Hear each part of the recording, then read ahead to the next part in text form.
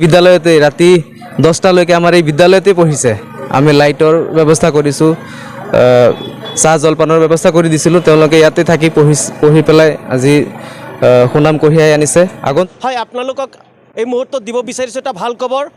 নকুটিৰ এখন বিদ্যালয় নহয়, কেইবাখনো বিদ্যালয়ে যি ফলাফল দেখুৱাইছে তাৰ ভিতৰত অন্যতম বিদ্যা বিকাশ জাতীয় বিদ্যালয়। আৰু বিদ্যা বিকাশ জাতীয় বিদ্যালয়ে এইবছৰ যি সুনাম কঢ়িয়াই আনিবলৈ সক্ষম হৈছে সেয়া আমি আপোনালোকক জনাম। আপোনালোক কেৱল আমাৰ সৈতে সংযুক্ত হৈ থাকক আৰু যিমান পাৰে ভিডিঅ'টো শ্বেয়াৰ কৰক। বিদ্যা বিকাশ জাতীয় বিদ্যালয়ত যিজন ছাত্ৰই 5টা বিভাগত লেটাৰ মাৰ্ক আনিবলৈ সক্ষম হৈছে সেই ছাত্ৰজনৰ নাম হৈছে ওবাইদুল হক। আৰু পোনে পোনে ওবাইদুল হকৰ ওচৰলৈ যাম। ওবাইদুল হকে কি ক'বা, তুমি কাক কৃতিত্ব দিব বিচাৰা যে তুমি যে 5টা বিভাগত লেটাৰ আনিব পাৰিছা? কাক কৃতিত্ব দিবা?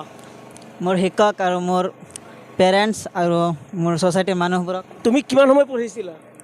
মই পঢ়িছোঁ 7 ঘণ্টা। 7 ঘণ্টা পঢ়িছিলা? হয়। ৰাতি পঢ়িছিলা নে ৰাতিপুৱা পঢ়িছিলা? ৰাতিপুৱা পঢ়িছোঁ, ৰাতি পঢ়িছোঁ। ভৱিষ্যত সপোন কি?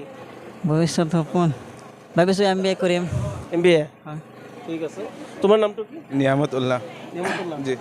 তুমি কি তোমাৰ পাৰ্চেণ্টেজ কিমান? 76। 76? হয়।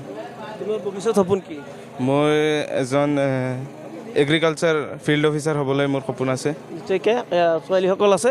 তোমাৰ পাৰ্চেণ্টেজ কিমান? 72। 72। তোমাৰ নামটো কি? মুছলিমা খাতুন। তোমাৰ ভৱিষ্যত সপোন কি? ডক্টৰ।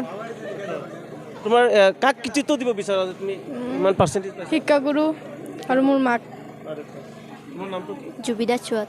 তোমাৰ ভৱিষ্যত সপোন কি? ডক্টৰ। পাৰ্চেণ্টেজ কিমান হৈছে? 52। তোমাৰ নামটো কি? সুমাইয়া সিদ্দিকা চৌধুৰী। তোমাৰ পাৰ্চেণ্টেজ কিমান? 61। 61। ভৱিষ্যত সপোন? ইঞ্জিনিয়াৰিং কৰিম। তোমাৰ নামটো কি? মৰমজান। পাৰ্চেণ্টেজ? 45। হয়। ভৱিষ্যত সপোন? টিচাৰ। আচ্ছা, ঠিকে আছে। তোমাৰ? জাকিয়া চুলতানা। 48।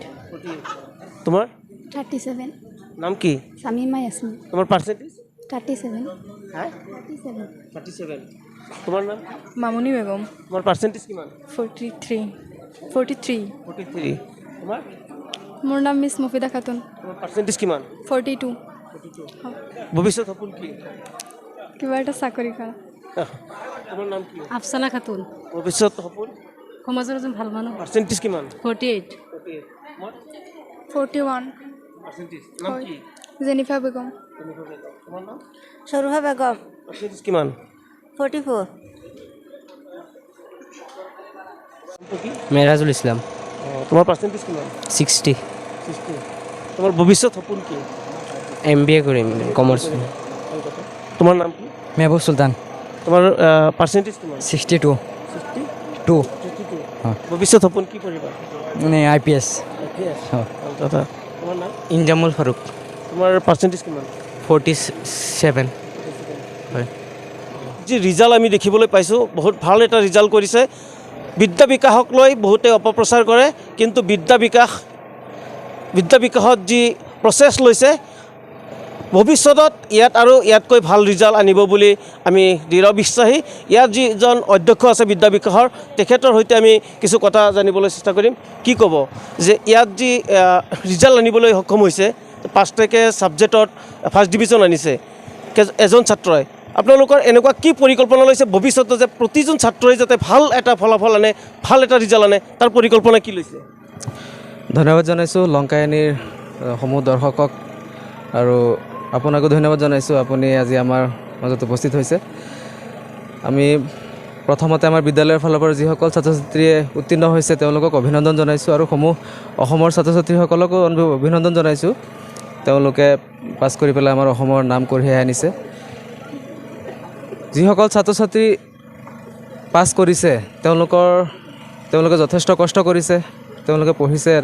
আমাৰ এই বিদ্যালয়তে ৰাতি 10টালৈকে আমাৰ এই বিদ্যালয়তে পঢ়িছে। আমি লাইটৰ ব্যৱস্থা কৰিছোঁ, চাহ জলপানৰ ব্যৱস্থা কৰি দিছিলোঁ। তেওঁলোকে ইয়াতে থাকি পঢ়ি পেলাই আজি সুনাম কঢ়িয়াই আনিছে। আগন্তুক দিনতো আমি হাতত ব্যৱস্থা লৈছোঁ যাতে আগন্তুক দিনত ইয়াতকৈ আৰু ভাল ফলাফল দেখুৱাব পাৰোঁ। এই বছৰ আমাৰ এজন ছাত্ৰই 5টা বিষয়ত লেটাৰ নম্বৰ লৈ পেলাই পাছ কৰিছে আৰু আমি ভাবি আছোঁ যাতে আগন্তুক দিনত 6টা ছাবজেক্টতে যাতে লেটাৰ পায় তেনেকুৱা আমি এটা প্ৰচেষ্টা হাতত লৈছোঁ আৰু আমাৰ বিদ্যালয়ৰ যিসকল শিক্ষক শিক্ষয়িত্ৰী আছে তেওঁলোকে যথেষ্ট কষ্ট কৰিছে তেওঁলোকৰ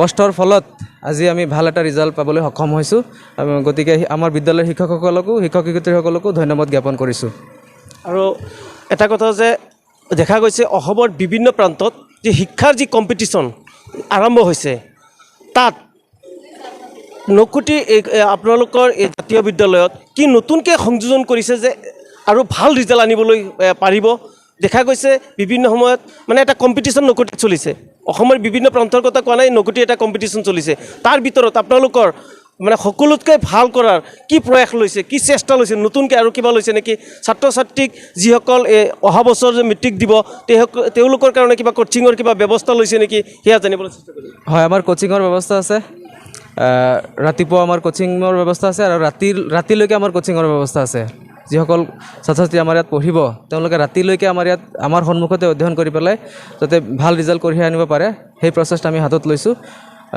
আৰু আগন্তুক দিনত আমাৰ এই বিদ্যালয়ত আমি হোষ্টেলৰ ব্যৱস্থা কৰিম যাতে আমাৰ ইয়াতেই থাকি পেলাই যেতিয়া মানে 24 ঘণ্টা যাতে আমাৰ সন্মুখত থাকি পেলাই ভালকৈ লিখা পঢ়া কৰিব পাৰে সেই ব্যৱস্থা আমি হাতত লোৱাৰ চেষ্টা কৰিছোঁ নিশ্চয়কৈ আপোনালোকে শুনিলে বিদ্যা বিকাশ জাতীয় বিদ্যালয়ে যি পদক্ষেপ হাতত লৈছে অনাগত দিনত ইয়াতকৈ আৰু ভাল ফলাফল কঢ়িয়াই আনিবলৈ সক্ষম হ'ব বিদ্যা বিকাশ জাতীয় বিদ্যালয়ে আৰু বিদ্যা বিকাশ জাতীয় বিদ্যালয়ৰ যি ছাত্ৰ ছাত্ৰীসকল আছিলে তেখেতসকলৰ মন্তব্য এই মুহূৰ্তত আপোনালোকক শুনাইছোঁ আৰু বহুত ছাত্ৰ ছাত্ৰী হয়তো আজি উপস্থিত হোৱা নাই পৰৱৰ্তী যি কাৰ্যসূচী থাকিব সেই কাৰ্যসূচীত সকলোৰে মন্তব্য লৈ আপোনালোকক শুনোৱাৰ চেষ্টা কৰিম ধন্যবাদ